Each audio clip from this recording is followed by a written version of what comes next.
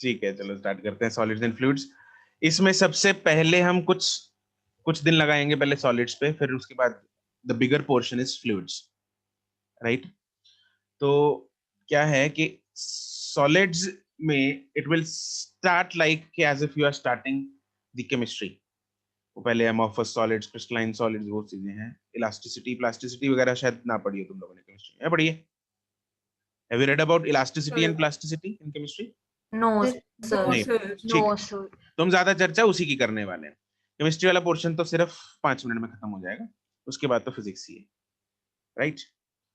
तो क्या क्या करेंगे एक बार मैं समराइज कर देता हूँ सॉलिड्स एंड फ्लूइड्स में। पहले तो टाइप्स ऑफ सॉलिड्स हैं, फिर उसके बाद एक नेचर होती है सॉलिड्स की। हमें पता है जैसे सॉलिड है, कोई रबर है, रबर को दबाएंगे वापस आ जाती है, हाँ कि ना? Yes sir. रबर बॉल है, जैसे उसको दबाया वापस आ गई, है ना? कोई भी ऐसे कोई भी चीज है, कोई भी सॉलिड है, उसको अगर प्रेस करते हैं वापस आ जाता है, depending on the nature of its formation. Nature it's उसकी अंदर जो स्ट्रक्चर है उस पर डिपेंड करता है, ठीक है। तो उन प्रॉपर्टीज के बारे में पढ़ेंगे। उसके बाद वही force and pressure and all, उन चीजों के बारे में इस चैप्टर में, ठीक है। तो धीरे धीरे बढ़ते रहेंगे, पता लगता रहेगा। उसके बाद फ्लूइड्स जो है वो काफी इंटरेस्टिंग है। उसमें हम नई नई चीजें पढ़ेंगे। फ्लूइड्स इनफैक्ट मेडिकल में भी it has a great application, ठीक है। मेडिकल साइंस में एक्चुअली उसमें ज्यादा रोल प्ले करता है, ठीक है। तो उसमें हम करने क्या क्या वाले हैं, एक तो Pascal's law, Archimedes principle, buoyancy, Bernoulli's theorem. इन चीजों के बारे में तो पढ़ा होगा तुम लोगों ने, लेकिन बर्नौलीज थ्योरम एक नई नई चीज है जो इस बार पढ़ेंगे हम, और जिसके बेसिस पे जैसे तुम लोगों ने पढ़ा होगा, इसकी बहुत ही फेमस एप्लीकेशन है। कौन सी? Aeroplane. Aeroplanes, right. Aeroplanes fly using the principle of Bernoulli's, right. तो वो एक फैक्टर होता है, मेजर फैक्टर होता है बर्नौलीज थ्योरम का। उसमें सिर्फ बर्नौलीज थ्योरम नहीं होती, और भी चीजें होती है। बाकी ऐसी चीजें हम पढ़ने वाले हैं इसमें, ठीक है। विस्कोसिटी, विस्कोसिटी है जो कि मेडिकल में भी यूज होती है, राइट। चलो लेट्स ब्लड स्टार्ट। रिलेटेड होता है। हाँ जी, ये ब्लड रिलेटेड होता है। हाँ ब्लड रिलेटेड होता है, ठीक है। हार्ट अटैक वगैरह, बीपी वगैरह, तो उसमें सब चीजें ये ना विस्कोसिटी वगैरह कम ज्यादा करते हैं खून की। जो बोलते हैं खून गाढ़ा हो गया, खून पतला हो गया, उसकी दवाई आती है खून गाढ़ा करने की, पतला सर ये करने गाढ़ा पतला होता क्या है खून? की। इट्स जस्ट विस्कोसिटी, है ना। मतलब इतनी होता है, कोई फर्क पड़ता है बॉडी को? पड़ता है ब्लॉकेज। देखो अब देखो, बाकी तुम लोग मेडिकल स्टूडेंट्स हो, तुम लोगों को ज्यादा पता है कि ब्लॉकेज वगैरह जो है। सर मोटा तो समझ में आता है, बट पतला होने से तो क्या ही होगा? मोटे से क्या समझ में नहीं आता होगा है? सर पतला होने से। पतला होने से क्या होगा? पतला होने से प्रेशर ही वो हो जाएगा उसका बहुत ही, अगर वो क्या हो ज्यादा जाएगा? मोटा हो गया तो वो कम प्रेशर नहीं एक्सर्ट करेगा ब्लड वेसल्स पे।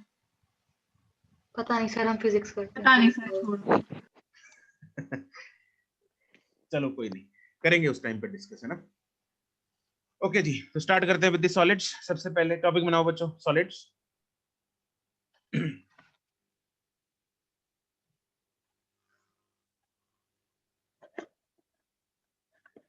तो सबसे पहले इसमें सब टॉपिक है टाइप्स ऑफ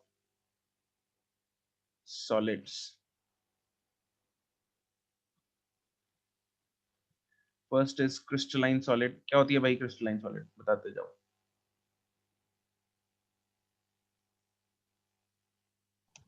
जो बहुत हार्ड हो। हार्ड हो, हाँ, दैट इज क्रिस्टल्स की फॉर्म में। What is? क्रिस्टलाइन हो सर, क्रिस्टल्स की क्रिस्टल्स की फॉर्म फॉर्म में। Yes, it has which has a particular lattice structure, है ना, जो यस सर, जो परफेक्ट। डिफॉर्म नहीं हो सकता। जो डिफॉर्म नहीं हो सकता, नहीं, डी फॉर्म तो हो सकता है, देखो। मतलब इलास्टिसिटी नहीं होगी उसमें, बिल्कुल भी zero elasticity.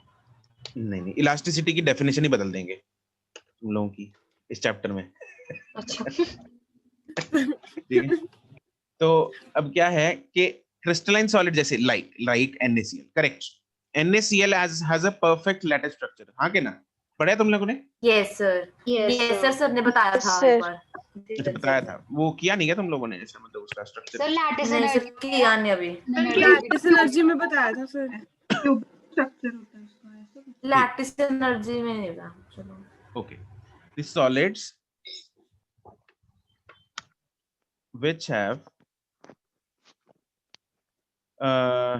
proper in which the solids in which the atoms या molecules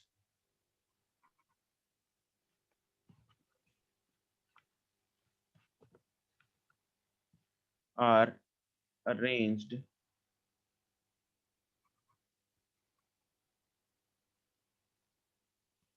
in a regular pattern, regular 3-dimension pattern.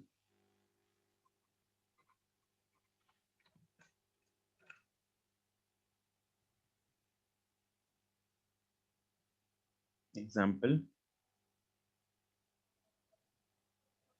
जैसे NaCl हो गया,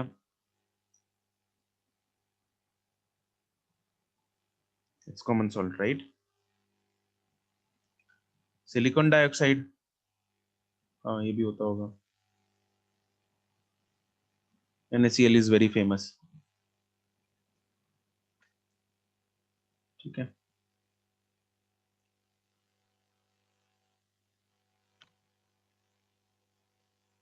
बाकी 2-4 एग्जांपल्स आप मॉड्यूल्स में भी देख सकते हैं, देख लो, मैं चेक कर रहा। सोडियम क्लोराइड, हाँ, copper sulphate, copper sulphate is CuSO4 ना? Yes. Yes, sir. Yes, sir. Right. CuSO4. उसके बाद है एमॉर्फस सॉलिड्स। एमॉर्फस सॉलिड वो होता है जिसमें प्रॉपर ऐसा रेगुलर सा पैटर्न नहीं होता। Regular, it is not a regular pattern, है ना? वो जैसे रबर के अंदर होता है, प्लास्टिक्स हैं, प्लास्टिक का कोई ऐसा 3D लाइक स्ट्रक्चर नहीं होता उसके अंदर के, हाँ, जैसे क्यूबॉइड फॉर्म में ही लगे हैं सारे के सारे उसके एटम्स, राइट? रबर के अंदर, प्लास्टिक के अंदर, तो these are amorphous solids.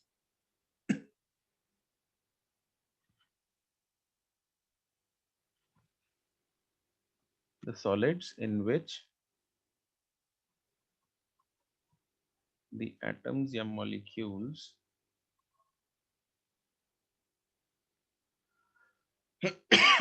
are not arranged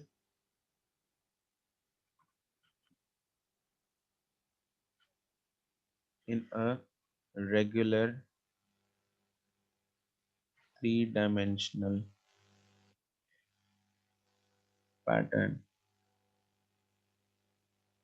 Examples: rubber, plastic। Vanshika, right, glass भी होता है, ठीक है। Sir, powder हो सकता है? हाँ, पाउडर भी हो सकता है, पाउडर भी होता है। नहीं, sugar is actually crystalline, sugar इसमें आएगा, शुगर इज क्रिस्टलाइन, ठीक है। अच्छा, क्रिस्टल में ही भेजा था वो, ओके, राइट, ठीक है, उसमें है।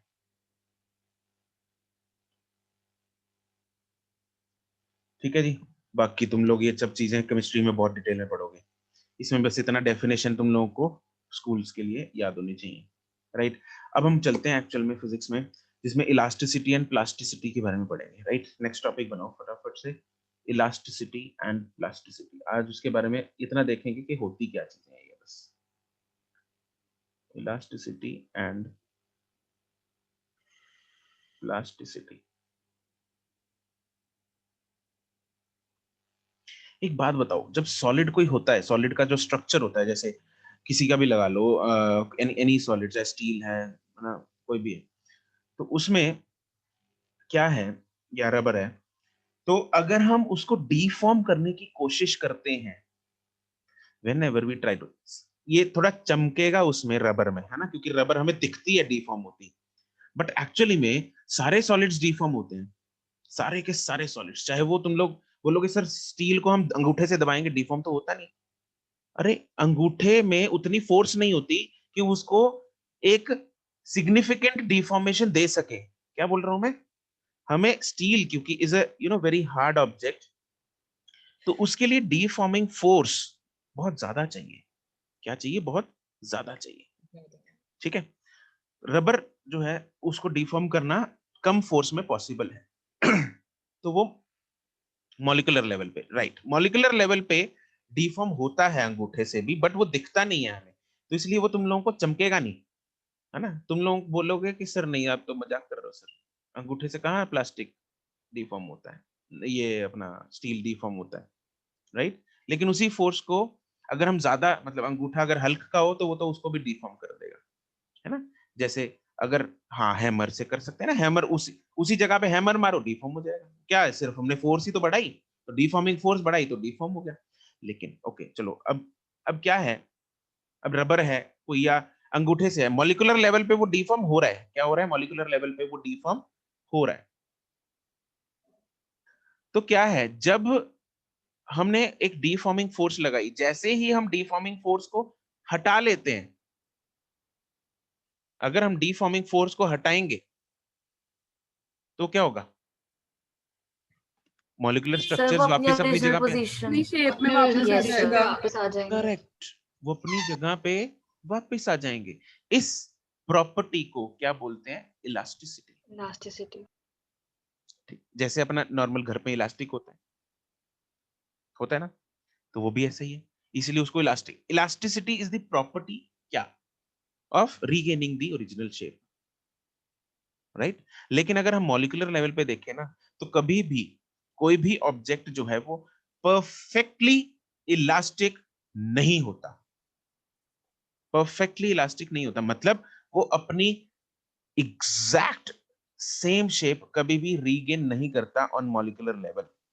तुम लोग बोलोगे सर रबर को दबाया वो तो आ जाती है, नहीं मॉलिक्यूलर लेवल पे बात कर रहे हैं, ठीक है। तो इसलिए तुम लोग you can't watch that, you can't see that with your naked eyes, right, नहीं दिखेगा, मॉलिक्यूलर लेवल की स्टडी है ये। तो इलास्टिसिटी क्या है, वापस आना, एंड प्लास्टिसिटी क्या है, वापस ना आना, हाँ, ठीक है। इलास्टिसिटी क्या है, वापस आ जाना, और प्लास्टिसिटी क्या है, वापस ना आना, ना आना। ना वापस ना आना, that is plasticity, right. The inability to regain the shape is plasticity, ठीक है जी। तो पहले तो डेफिनेशन लिख लेते हैं, इलास्टिसिटी की लिखेंगे पहले definition, the property of a body. Excuse me sir. हाँ जी बोलिए। सर वो समझ नहीं आया, मॉलिक्यूलर लेवल पे रिफॉर्म कैसे नहीं होएगा? रिफॉर्म ना, मॉलिक्यूलर लेवल पे रिफॉर्म कैसे नहीं होएगा, सर इलास्टिसिटी परफेक्टली इलास्टिक क्यों नहीं होएगा? परफेक्टली इलास्टिक एक्चुअली क्या होता है, जब हम किसी को भी अगर, जैसे इट्स लाइक ना, जैसे इसको इमेजिन करना हो ना, इट्स लाइक जैसे स्प्रिंग लगे हैं, एक इधर मॉलिक्यूल है, एक इधर मॉलिक्यूल है, बना ही लो फोटो जरा, थोड़ा ये स्प्रिंग नहीं होते, कहीं बोलना सर अंदर स्प्रिंग लगे होते, नहीं स्प्रिंग नहीं होते भाई, ये जस्ट एक तरह का रिप्रेजेंटेशन है। सर स्टील में इलास्टिसिटी तो नहीं होती होगी, अरे होती है, मतलब बहुत ही कम होती होगी। इनफैक्ट आई वुड से उसमें सबसे ज्यादा होती है। कैसे होती है वो हम कल की क्लास में करेंगे, वही तो मैं बोल रहा हूँ, तुम लोग इसमें अभी थोड़ा वेट करो, कौन सी मटेरियल में ज्यादा होती है कौन सी में कम होती है।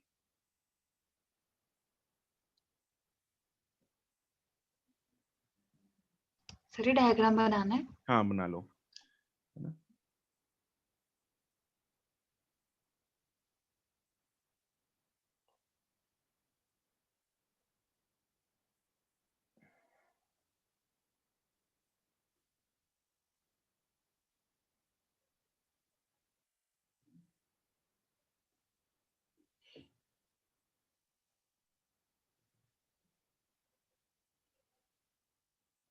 तो ये ऐसा कुछ है। अब क्या है इसको अगर किसी भी एक मॉलिक्यूल को हम छेड़ते हैं ना, है ना, तो इसको क्या किया हमने, ऐसे छेड़ा, सपोज इसको दबा दिया तो इधर जाएगा, इसको मैंने दबा दिया अंदर की तरफ, तो ये वाला मॉलिक्यूल जो ए मॉलिक्यूल है वो अंदर की तरफ जाएगा, जैसे ही छोड़ेंगे वो वापस फिर आ जाएगा, जैसे ही छोड़ेंगे वो वापस फिर आ जाएगा। लेकिन ये सारे एक्चुअली सारा का सारा यहाँ पे जो नियर बाय स्ट्रक्चर है वो सारा डिस्टर्ब हो जाता है इसकी वजह से। तो अपनी एग्जैक्ट इसी लोकेशन पे अगर ये कोऑर्डिनेट 0 0 पे है मान लो, तो वो वापस 0 0 पे नहीं आ पाएगा, हो सकता है 0 पॉइंट, मतलब 0 पॉइंट कहाँ गया यार, सर फिर तो सारी स्ट्रक्चर ही पूरी स्ट्रक्चर ही लेगी। हाँ हाँ उसके नियर, अरे जहां फोर्स लगाएंगे उसी के आसपास की हिलेगी ना। अब जो बहुत दूर है वो थोड़ी हिलेगी, अब तुम्हारे पास एक बहुत लंबी सी स्टील रॉड है, एक साइड पे जोर लगाओगे दूसरी साइड को थोड़ी फर्क पड़ेगा, हाँ के ना। Yes. सर पर जैसे अपने पास गिटार होता है उसके स्ट्रिंग्स वापस आ जाते हैं क्योंकि जो नीचे वाली डॉट्स हैं वो गिटार से स्ट्रिंग्स अटैच खराब नहीं होती कुछ देर बाद? सर वो तो टूट जाती हैं, क्यों टूटती हैं? ज्यादा जोर लगा देती मन कर हैं। दिया? Exactly, sir you are actually going on the right track. वो क्यों टूटती है बताओ? सर वो ज्यादा जोर लगा देते हैं, ज्यादा जोर नहीं लगाते, थोड़ी देर ज्यादा नहीं बाद उसको जाती। बजा के अरे उसमें ताकत कम हो जाती है। वो ताकत क्यों कम हुई? क्योंकि धीरे धीरे धीरे धीरे धीरे धीरे विद मंथ्स या ईयर्स उसकी स्ट्रेंथ कम हो रही है। व्हाई? बिकॉज वो धीरे धीरे क्या है, डिफॉर्म होती जा रही है, थोड़ा थोड़ा थोड़ा थोड़ा। इसलिए विजिबल डिफॉर्मेशन नहीं होती। मैं तो खुद बोल रहा हूँ नेकेड आइट से नहीं दिखेगा, लेकिन वो डिफॉर्म होती जा रही है थोड़ा थोड़ा थोड़ा थोड़ा करके, और अंत में आके उनकी बैंड बन जाती है। फिर तोड़ दे तो फिर नहीं ले आते तुम लोग, हाँ के ना? Yes sir. बस वही वही केस है। ठीक है, गुड एग्जाम्पल। तो इलास्टिसिटी क्या है? क्या लाइन लिखवाई थी मैंने इसकी? No, Property sir. of- Sir, a Sir, body आपने कहा था the property of a body. to Right, regain its the property of a body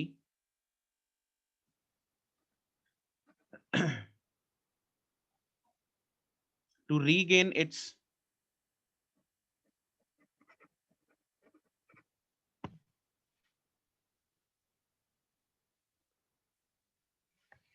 original configuration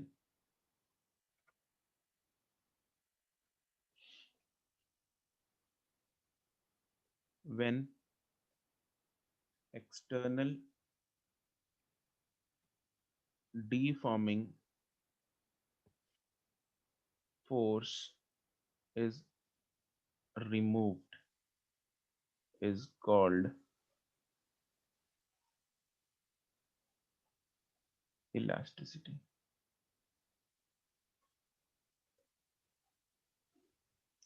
ठीक है जी।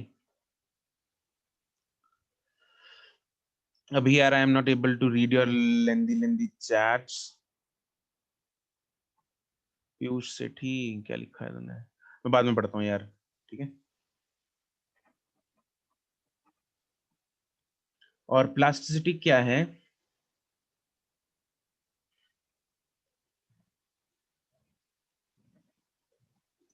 The property of a body.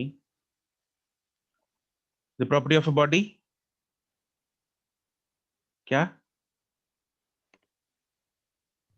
to not regain its Not Yes. regain its Not original configuration. Not regain its original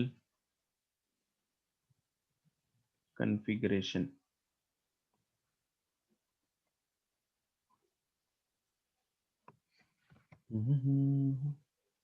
When external deforming force is removed is called plasticity.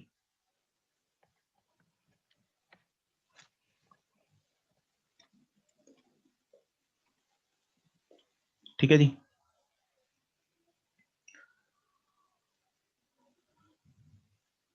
लिख लिया यहां तक? तो इसको हम continue कल की क्लास में करेंगे और समझेंगे इसके बारे में, ठीक है। इसको मैथमेटिकल फॉर्म में कन्वर्ट करेंगे एंड ऑल। तो आज का सेशन यहीं खत्म करते हैं। Good bye, start doing the exercise 2। Okay, Thank you. use Thank you, bye sir. Bye Thank you, sir. Bye bye bye bye. Thank you, sir. Okay, bye bye.